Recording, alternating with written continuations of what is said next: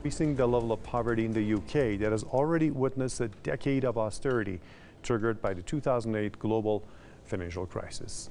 According to the head of economics at the Joseph Rowntree Foundation, the risk of poverty is particularly high for low-earning workers. David Innes says it's difficult for people to recover quickly from a big recession. Louisa McGeehan, a director at Child Poverty Action Group, also says that families who were earning decent wages before the pandemic will suddenly find themselves living in poverty.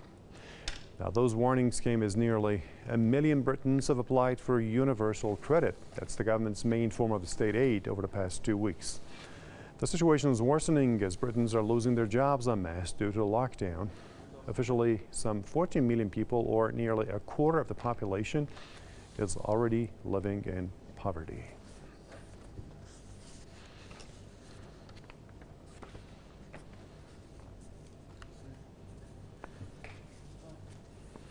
Now, to discuss the situation, I'll be joined by Rodney Shakespeare, professor of binary economics from London, and also Marcus Papadopoulos, publisher and editor of the Politics First, also in London. Good to see you, gentlemen. Let's go to Professor Shakespeare. Let's have your assessment of the situation in the UK, especially now that the pandemic has hit it hard.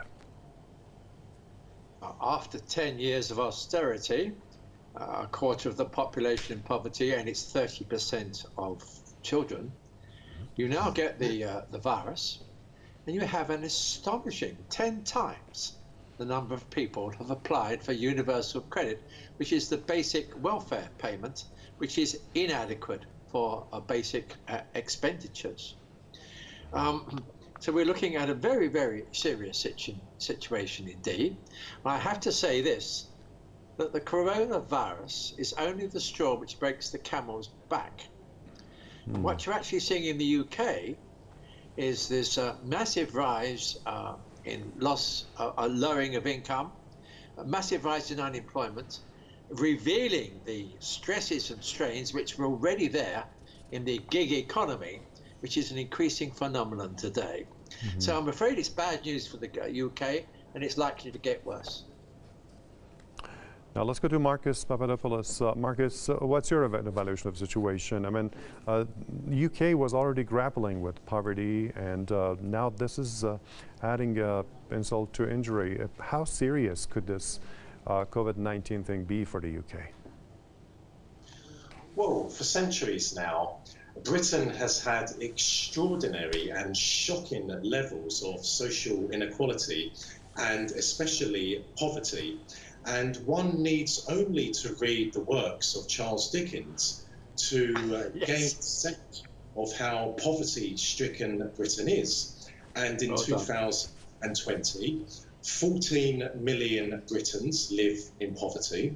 4 million British children live below the breadline. There are 300,000 people living rough on the streets in the UK. Wow. And there are 1 million Britons dependent on food banks. And it is inevitable that whenever a serious crisis hits the UK, for instance, the financial crash of 2008, the most vulnerable people in Britain, specifically the poor, are going to be hardest hit. And because of the measures implemented by the British government to tackle COVID-19, we see, like in 2008, that the people suffering the most are poor people, because poor people are losing their incomes, because they are losing their jobs, but at the same time, they still have to pay their mortgage, they still have to pay their rent, they still have to pay their council tax, they still have to pay their energy bills and their water bills, and those bills are unrelenting.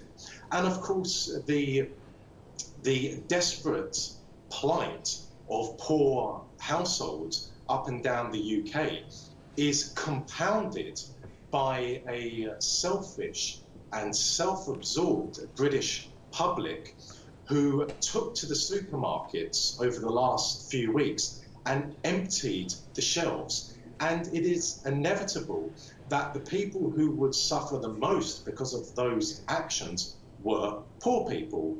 And in due course, the Queen is going to address the British nation.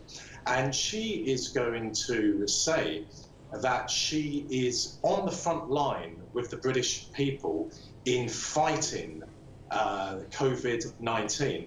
Well, the British royal family has a very dubious track record when it comes to being on the front line, because when the Wehrmacht was threatening to invade Britain, plans were made for the British royal family to flee to Canada. And the royal family, or specifically the Queen, in the last few weeks, did not choose to stay in the capital. She did not choose to stay in Buckingham Palace in London and be on the front line with the British public in that way. No, she chose to flee to Windsor Castle. So anyone with half an ounce of sense in Britain, when they listen to the forthcoming address by the Queen, should really ask, is she really on the front line or not? Okay. Thank you very much for your comments. We had Rodney Shakespeare, Professor of Binary of Economics, and also Marcus Papadopoulos, publisher and editor of Politics First, both of them joining us from London.